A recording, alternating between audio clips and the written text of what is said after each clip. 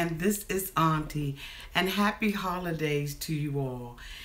If this is your first time being here, please like, comment, and subscribe to my channel. Don't forget to hit that blue button, that bell, so that every time I upload a video, you will get it. And to all of my new subscribers, thank you so much for joining this channel and for joining my family. And to all of my faithful nieces and nephews who've been with Auntie from the beginning, thank you. Thank you for your continued support. We're going to go ahead on and get into this review of Season 4, Episode 2 of Little Women, Caught in the Middle. Okay. Now, y'all know I have been doing Little Women reviews since they've been out here. But I tell you what, if they don't pick it up, I'm going to be doing just like Real Housewives of Atlanta. And I'm going to be dropping their asses, okay? We opened up this episode pretty much at the same place where we ended up with Moreland and Monie fussing about Juicy. Miss Juicy Baby ended up calling Moreland's ex-best friend and asking him about whether or not, you know, he had cheated on Monie. Basically, Miss Juicy was trying to get, you know, the news on what was going on with it.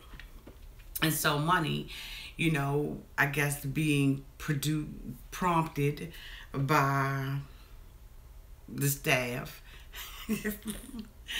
confronts Moreland right there at the baby shower. And so Moreland gets to cussing and everything and says that Miss Juicy Baby needs to mind her business and stay out their marriage. He said that his friend Robert, you know, the reason why he said what he said was because he was jealous and he did not want their relationship to work out and all of that kind of good stuff.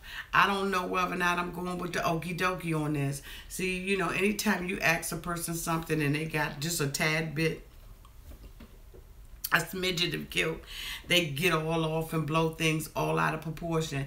Now, there's two sides to that. Should Monie have asked him at the baby shower? No, she shouldn't have. But he didn't have to get like that. He got to the point where he got so angry that Monie backed down.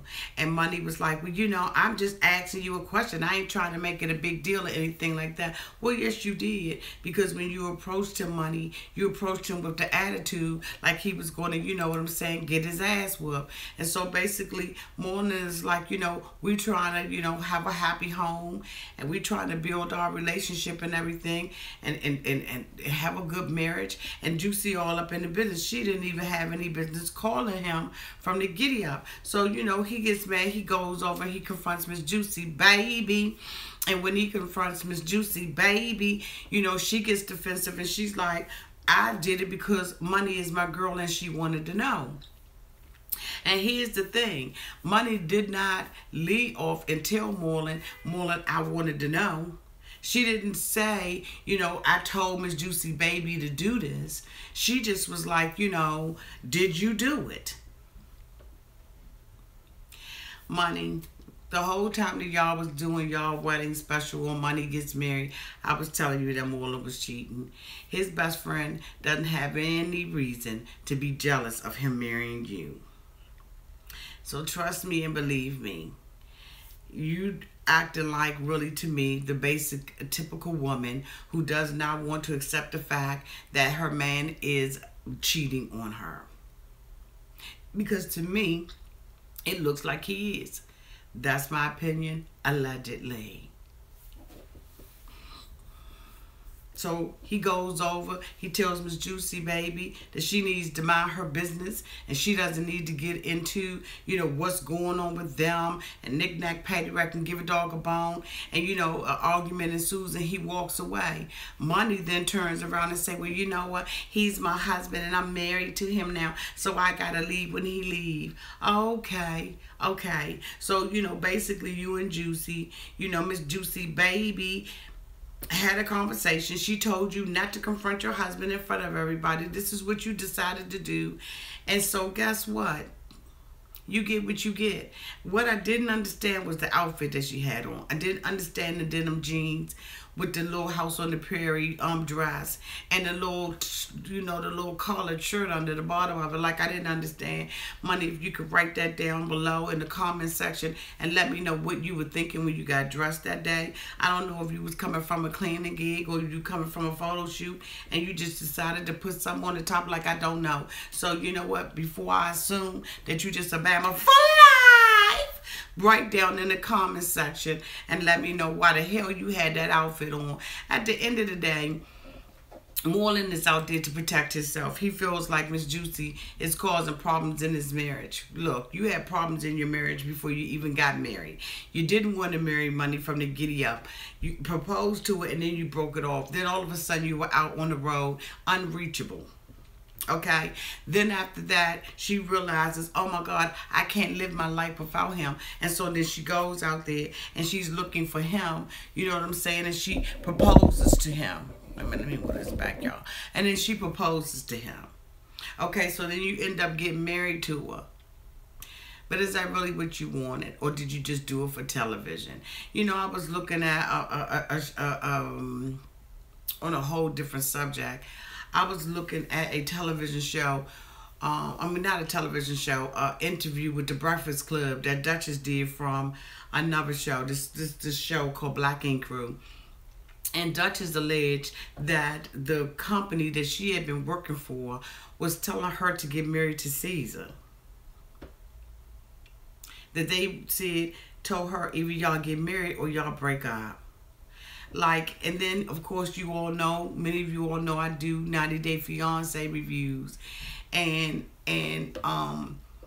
they prompt the people, you know, some of the producers prompted people to say certain things or to do certain things. Money, I hope that this marriage and this wedding that you all have is not a farce. That it is not something that somebody made you do or asked you to do, all in the name of TV ratings. I'm hoping that you and him are really in love. He's barely filming. When he does film, he looks awkward and out of place. And I just don't, you know, I don't know what's going on. But guess what? At the end of the day, you married to him now. And hopefully it does not end up in divorce between the two of you all. I don't know. I just figure if I'm going to my man and I'm asking him something and he flies off the handle like that, it's going to make me even more suspicious. It's going to make me do more research because, you know what? The next person we see is Andrea and Chris. Andrea tells Chris that she is having problems with her ears and that her ear has been having some discharge and that the discharge has a smell to it. I just was like, oh my God, I do talk about somebody grossed out like that. That totally grossed me out. She was telling the story about how when she was a little girl, she had some hearing problems and stuff like that, some problems in her ear. They went in and did some surgery on it. So she has a feeling that the tube that is currently in her ear, it has an infection on it. And so, you know, Chris is like, you know, well, why the hell ain't you going to the doctor? Don't sit here at the park and tell me. You need to be going to the doctor, and you're going to make the appointment today. We see the little baby, and she is just absolutely adorable and doing very well. I don't understand why they don't have the little boy. I guess maybe the parents decided that they wasn't going to give them the little boy, and maybe that's why we don't see him. But you know what? That right there is starting to kind of, you know, bother me, like right there. So the next person that we see is Monie and Tanya. Tanya, you know, of course, she wants to have this vaginal birth. She is at a store and they are looking for a little swimming pool because basically she wants to have a water birth. Now, I don't understand why she's not doing this under different circumstances. Why she's not going like to an authorized clinic or hospital or something that does these. Why she has to have this at home with petals and jewels and beads and crystals all in the water and flowers up on the ceiling and stuff like that. Like, I don't have no understanding. And I know that, you know, she's supposed to be like this holistic type of person, but as for me, I feel like she's taking this stuff just completely and totally it's out of hand. So, you know, basically when they stand there, you know, with this little prompted dialogue, they start talking about the issues with Miss Juicy Baby. And, she basically tells her that Moreland want Miss Juicy Baby to mind her business. And so, Tanya's like listening to it and everything. But here's the thing, Tanya got her own set of problems. She got Devon living with her. You know what I'm saying? He's there to take care. I don't understand why he's actually there to take care of another man's baby. Then she got Nico. She got one baby by Nico, and then she got one baby by Devon, and now she having another baby by Nico. So you know what? She don't need to get in anybody's business about anything. But anyway, they find this swimming pool. And when they find the swimming pool, it's one of those little kiddie pools, of course, little plastic blow-up pools. And Juicy, the girl can barely get into it. Monie tells her, roll the pool over. Wouldn't the water be everywhere if you roll the pool over? Then she tell her, well, you can get into the pool with a sliding board. What the hell is wrong with Monie? I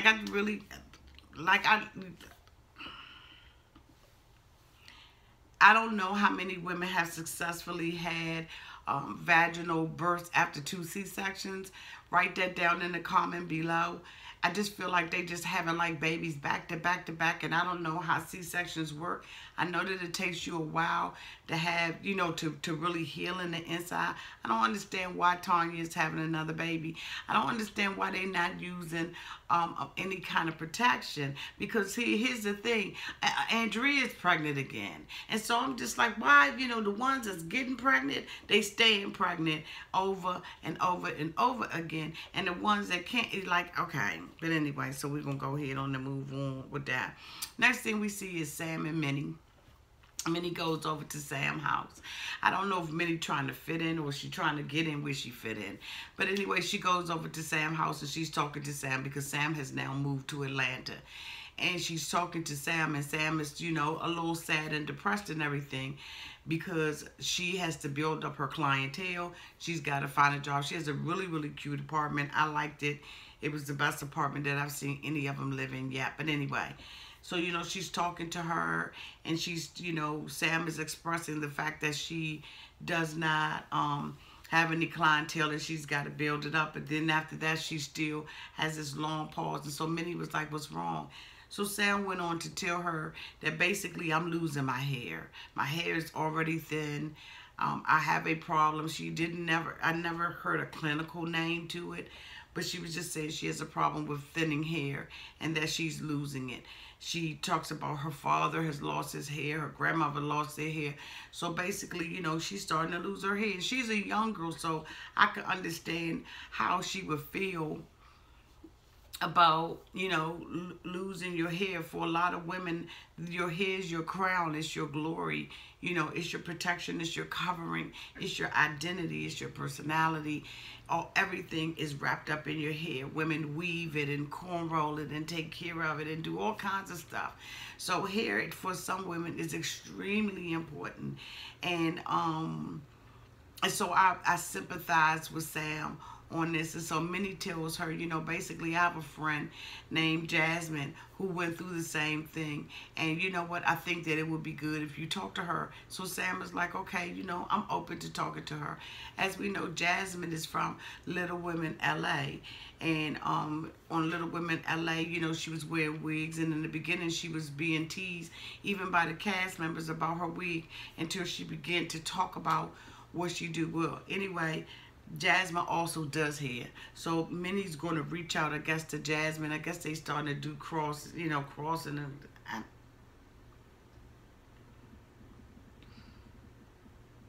The next thing we see is Sam. Now she's sitting with Juicy. She got the same old story. I swear to God, I hope that this is not Sam's storyline. I hope to God that all of this stuff that's going on with Monie and Moreland is not Miss Juicy's storyline. Y'all little bitches got to get a storyline, because this right here is boring as hell.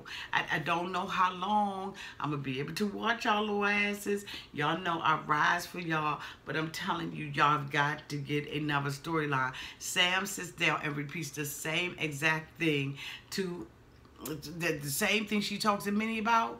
That ass sit in the thing and talk to Juicy about the same thing. So if I repeat it, I'm just going to be repeating my damn self. So instead of me repeating myself, I'm going to move the hell on.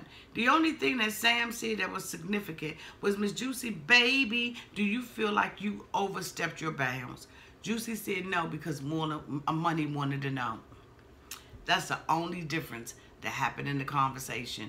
And they was in a different place, in a different space.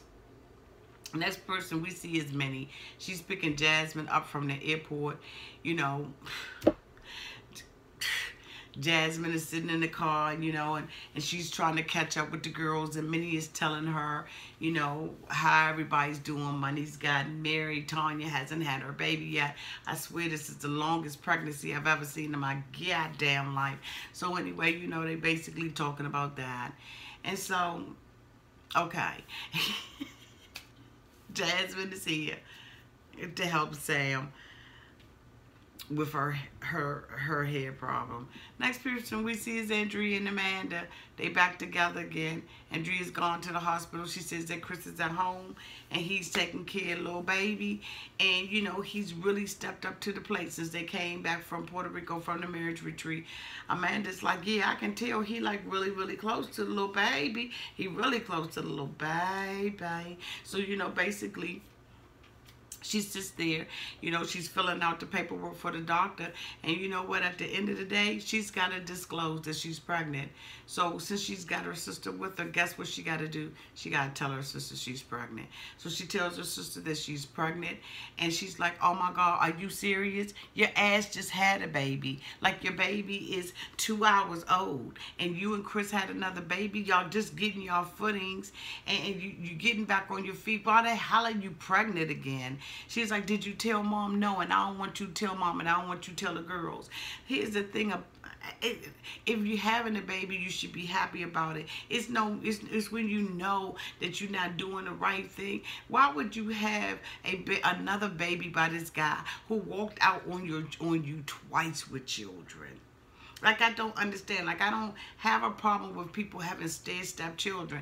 Me and my brothers and sisters are stair-step. But when you stair-stepping your children with somebody who's already walked out on you with 2 babies, what makes you think that he's not going to walk out on you again with this one? And then you're trying to get your relationship back together. You're trying to balance your relationship between you and your sister and trying to, you know, you just moved back to Atlanta. And now here it is, you got another baby in your belly. Plus your ear jacked up. So she goes in there, and you know, they got the little black nurse and everything. And the black nurse is like, you know, asking her, you know, the regular triage type questions. And she was like, you know, anything I should know or any health conditions. And she was like, yeah, I'm pregnant. So the nurse was like, you know, she was a sister. She was like, oh, okay. Yeah, because we damn sure need to know that you was, you know, pregnant and everything, because we can't give you any kind of medicine. We got to know the hell we treating you with. Thank you for telling me that. So the doctor comes in, he drains her ear, and she's all squeamish and everything. And my daughter is the same way. Every time she goes to a physical, they can give her needles, they can do all that kind of stuff. But when they get something about when they go and get that thing to go in my daughter's ear, like she freaks out. So it's the same thing that Andrea did. You know, different people got different things that they have phobias and that they're afraid of. Me, I'm afraid of needles. Like, I will grab and tear a wall down to get a needle. But anyway, so the doctor ultimately tells her that the tubing that is in her ear, it is infected, and that he's going to go ahead and give her some antibiotics, and she's going to have to do a follow-through appointment with him after the antibiotics have been used. The next person we see is Money and Tanya. Money is over at Tanya's house because they're having the midwife come over, and the midwife is going to be telling them about the birthing process. And so when she comes over and everything, she's a black lady as well. And when she comes through the door, you know, Tanya introduces her as her midwife, and Money makes the most ignorant comment I have heard, I think, on a television show. She tells this midwife, I thought that there was going to be a woman who was going to come in here with a head wrap on and an old nurse's outfit and looking like Aunt Your Mama.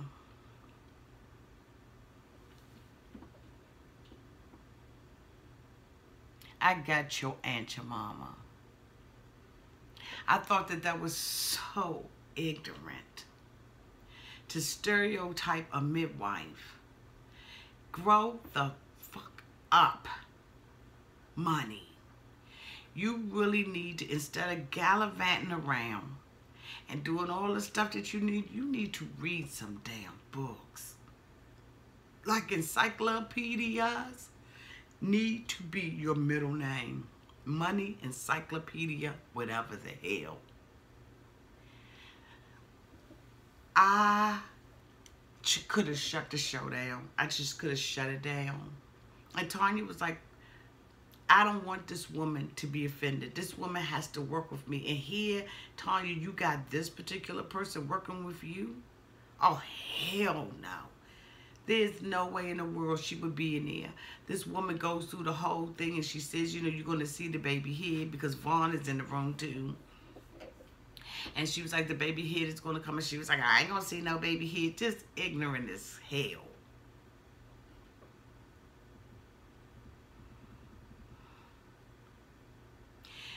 We see Minnie and Sam. They they meet up at the wig shop.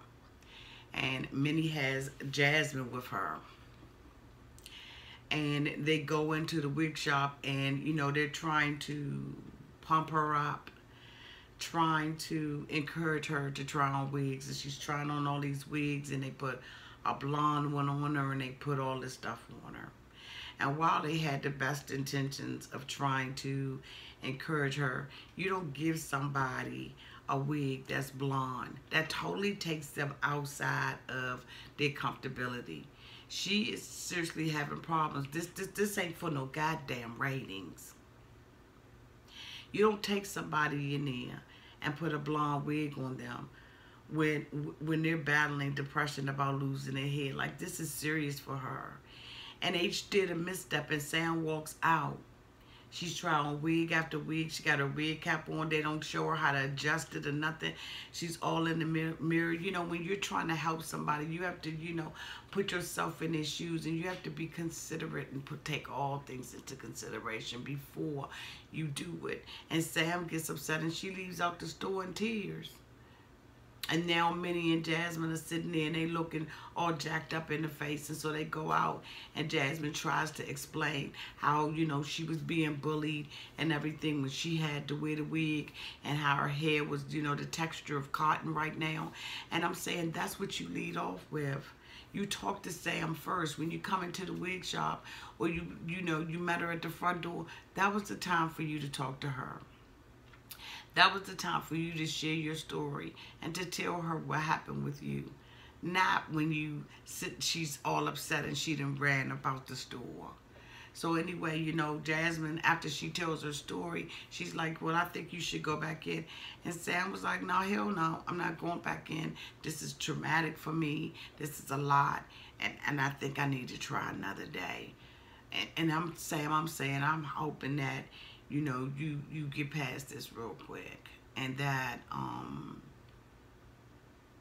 you get the encouragement that you need. Maybe think about, you know, going to some groups or something like that, or, you know, like a support group for women who have lost their hair and are now dealing with transitions in their body. I wish you the best. So the next thing we see is Monie. Monie is sitting up in the kitchen and she is making, you know, dinner. I mean, a cake for Moreland.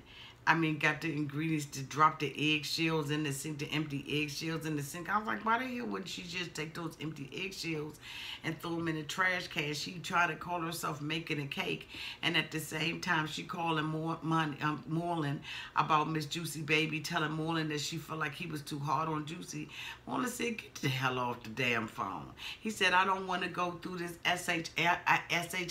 You know, he don't want to go through any of that anymore. He doesn't want to talk about it. He wants Juicy to mind her damn business. And guess what? At the end of the day, I'm in total agreement with him. Mind your business, Miss Juicy, on this. You know, if Monie wanted to know whether or not he had cheated, she should have picked up the phone and called Robert herself. Then his defenses would have been trying to just defend the fact of whether or not you cheated or not, and not divert the attention to Miss Juicy and what she did wrong. this is not how you gonna find out whether or not he cheated, and I'm sure you know that by now. But you know, he's like, she needs to mind her business. We just got married and we trying to have a happy marriage again. It's the same old thing. And you know,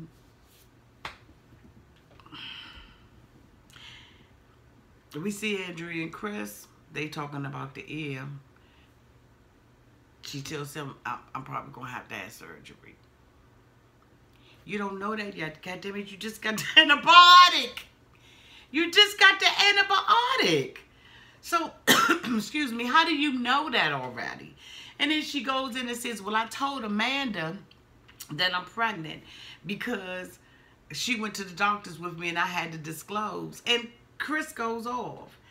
And rightfully so. He's like, now she's going to tell your mother we not ready for this. She probably done already went back and told your mother, you know your mother never got a problem with me because I've abandoned your ass twice with both of the children.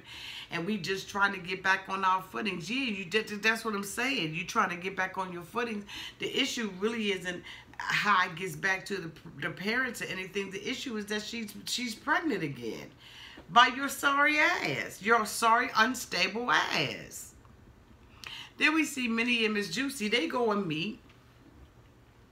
And, you know, Minnie is telling her, we're going to have a party with, you know, for Sam, you know, a wig party. Everybody's going to come to the party and they're going to wear their wigs and stuff like that because we just really want to support Sam.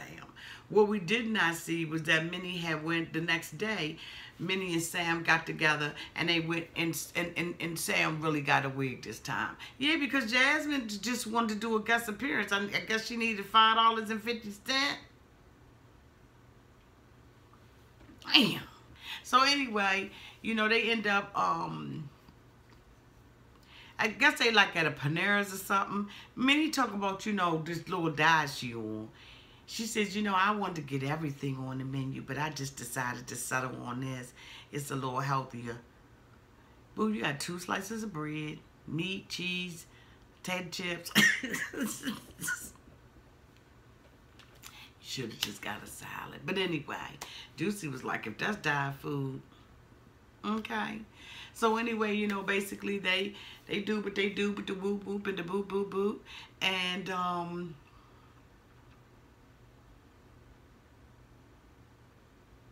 Miss Juicy, baby, ends up discussing money and Moreland with Minnie. That's the last person she ever should have talked to because ain't nothing good gonna come out of that. The moment Minnie got an opportunity, she gonna tell Minnie going from house to house to house to house. She ain't to be trusted. I don't care if she asks you a question or not. I would have told her because what Minnie did was she was like, well, I know you and Money was having problems. Where y'all at? How everything going? Y'all all right? Dummy. She took the bait and talked to her about it and said that she felt like Money didn't back her up. She didn't. Because that's her husband. That's her husband. That's her husband now. He leaving, she got to leave because that's her husband. Minnie, the Juicy baby, here go Minnie. Minnie's like, well, what you need to do is you need to put your big girl drawers on. Juicy said, I don't wear big girl drawers, I wear thongs.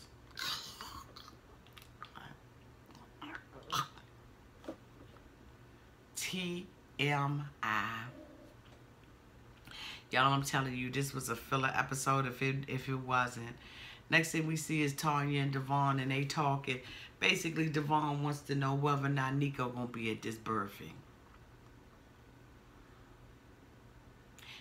Tanya says, I told him about it, but I ain't tell him he could be in the room. But you ain't say he couldn't be either. You doing the water birth, remember? You gonna be in the big ass tub, probably in the backyard somewhere. So what you think, Nico ain't gonna be able to see you birthing the baby? And Devon said he feels funny because, you know, he's like, this ain't my baby, but your ass there. This is... Next thing we see is Sam's party. All the girls get together. They all got on wigs. This Juicy wig looked like it was 75 years old. That joint was sticking out like arrows in the back. Hers was blue. The little misfit Amanda, she comes in there with her long blue wig on. Jasmine, of course, you know, she's staying the wig. Monie got this wig on that's sitting up on her head looking a hot ass mess. I don't know if it was a cut lace for, I don't know what it was supposed to be, but it was just looking a mess. And Minnie, of course, got her weave on. And you know what? Sam comes in and Sam is stepping. I've seen that dress before, Sam. Goddamn. I was like, Sam, goddamn, Sam, I am. You know daggone well you need to have one. I know you got another dress in your closet somewhere. But anyway, she comes in and she has a little dress on and everything. She's looking a hot ass mess, but her wig is beautiful and her makeup is done to boot. And they sit there and everything and they celebrate her. When Juicy came in, Monie was already sitting at the table and Miss Juicy shaded her and didn't speak to her. Monie was feeling some kind of way. And at the end of the day, Monie apologized for Mona's behavior. And Juicy was like, yeah, because I had to come up here with my defenses up and everything because I didn't know what was going on. Look, this was a filler episode if I ain't never seen one before. They have got to get these damn storylines together. I don't know whether or not some of these shows need to just do 2 seasons and go the hell off or not. I think that, you know, it's a good thing that they bringing Andrea on the cast because it took everything I had to get through this goddamn review. Again, thank you so much for being here. Hopefully next week I'll have some spunk in me. But you know what? If I was to give this episode a rating, I would rate this damn thing a D. Thank you, love you, and Merry Christmas. Bye-bye.